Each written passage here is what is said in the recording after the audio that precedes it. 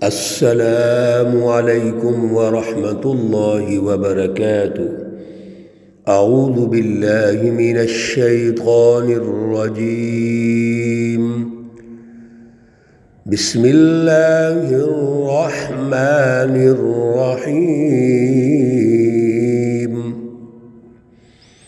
یا ایہا الذین آمنوا لا يسخر قوم من قوم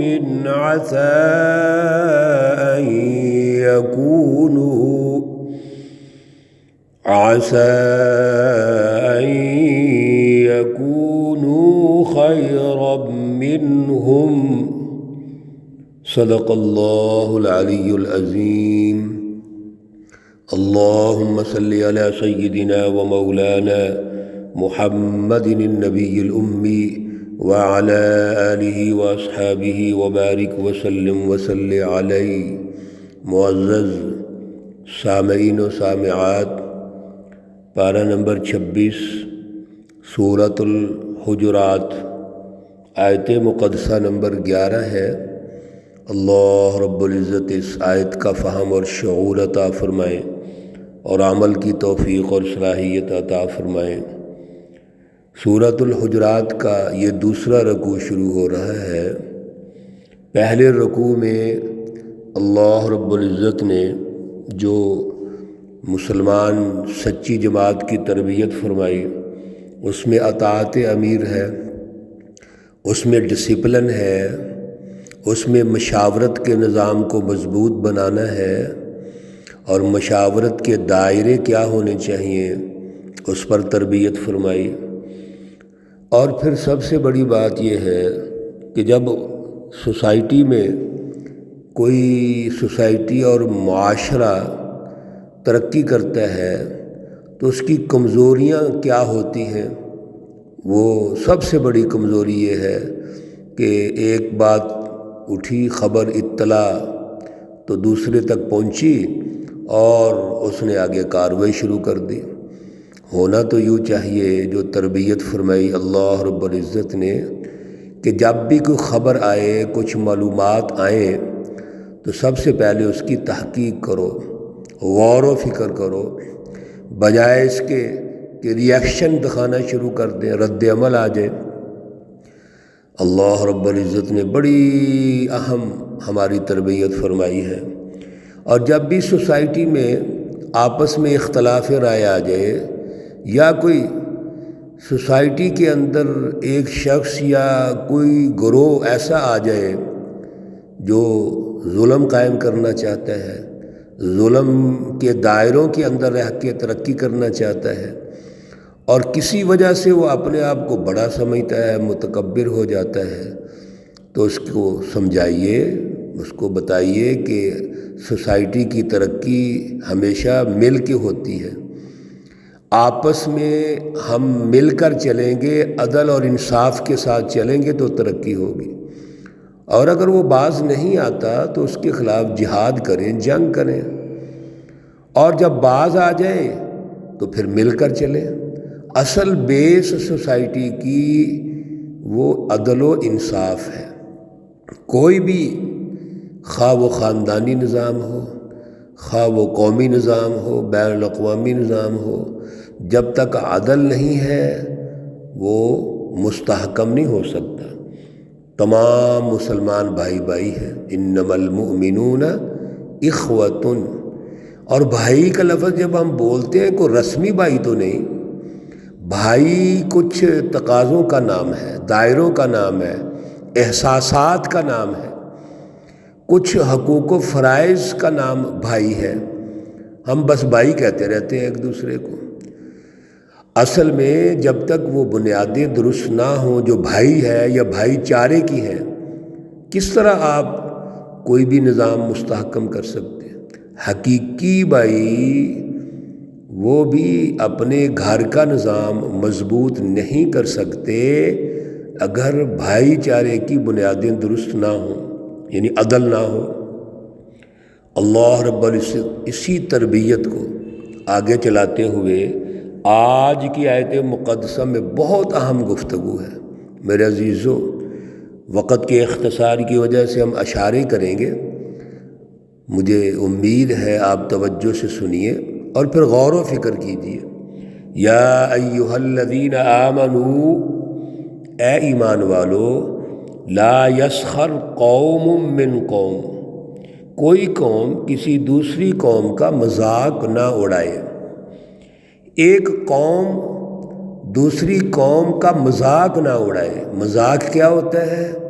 کسی کو کمتر سمجھنا، گھٹیا سمجھنا، اپنے آپ کو بہتر سمجھ لینا، اور جو اس قوم کی شناخت ہے اس شناخت کو ہم برے انداز میں پیش کریں۔ میرے عزیزو، قوم کیا ہے؟ ایک کوئی بھی جو چھوٹی سی بھی گروہی اجتماعیت ہے وہ قوم ہے۔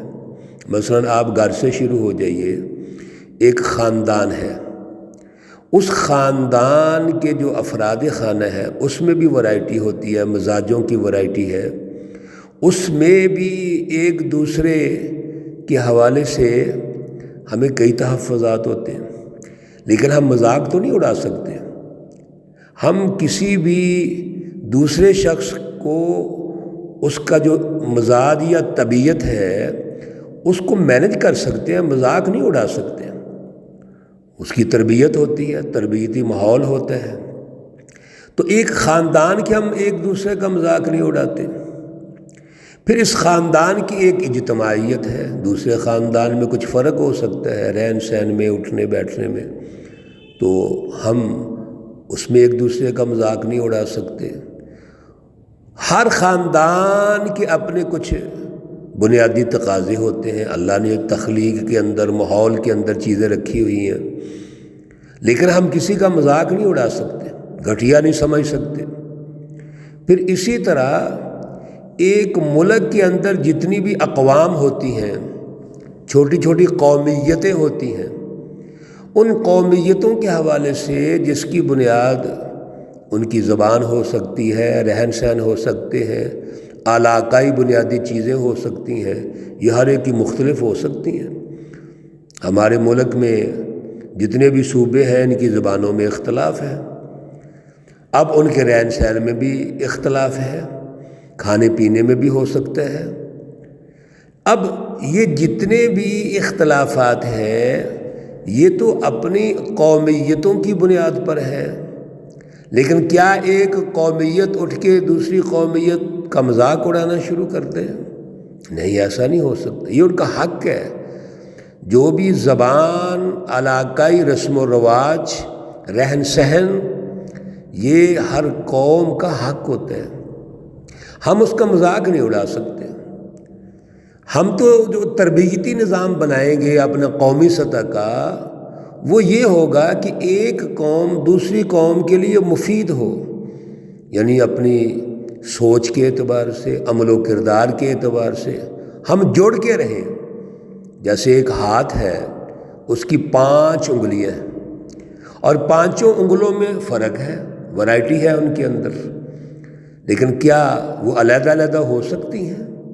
اگر ان کو علیحدہ کریں گے تو ہاتھ کی شناخت ہی ختم ہو جائے گی۔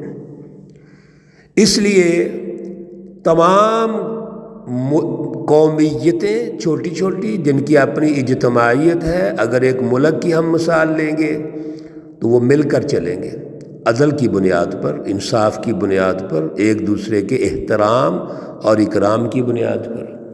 اور اگر اس کو ہم بین الاقوامی سطح پہ دیکھتے ہیں تو پھر ہمیں پوری دنیا کا جائزہ لینا پڑے گا کہ ایک قوم، ایک ملک دوسرے ملک کے ساتھ کوئی ٹکراؤ پیدا نہیں کرے گا، مذاق نہیں اڑائے گا، اس کو کمتر نہیں سمجھے گا۔ اللہ نے سارے انسانوں کو برابر پیدا کیا ہے، آگے آ رہا ہے یہ اصول، یہ فلسفی آگے اللہ ارشاد فرما رہے ہیں۔ تو جب ہم سب ایک ہیں تو دوسرے ملک کا مذاق نہیں، مل کے چلنا ہے۔ تمام تر وسائل تو اللہ کے ہیں۔ جیسے آج کے دور میں بعض ممالک کے وسائل بہت زیادہ ہوتے ہیں، تو وہ اپنے وسائل کو یہ سمجھ کر کہ ہمارے ہیں تو دوسروں کو گھٹیا سمجھ لے، ان کو غریب کر دے، یہ ظلم اور زیادتی ہے۔ اسی طرح بین الاقوامی سطح پر بر اعظم ہے، ایشیا ہے، افریقہ ہے، امریکہ ہے، یورپ ہے، یہ سارے جتنے بر اعظم ہیں یہ ایک دوسرے کے ساتھ مل کے چلیں گے، تو نہ تو سیاسی اعتبار سے ہم کسی کو کمتر سمجھیں گے، نہ ہی ہم معاشی اعتبار سے کمتر سمجھیں گے، اور نہ ہی سوسائٹی میں رہنے کے رتبے کے اعتبار سے کمتر سمجھیں گے۔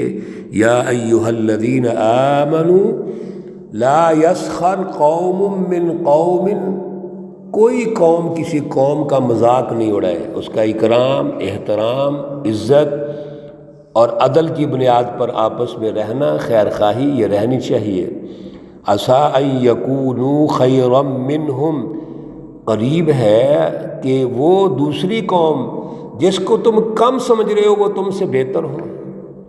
ولا نساء من نساء، اور کوئی عورتیں جو ہیں وہ دوسری عورتوں کا مذاق نہ اڑائیں۔ عسیٰ ان یکن خیرا منہن، شاید کہ وہ دوسری جو عورتیں ہیں وہ ان سے بہتر ہوں۔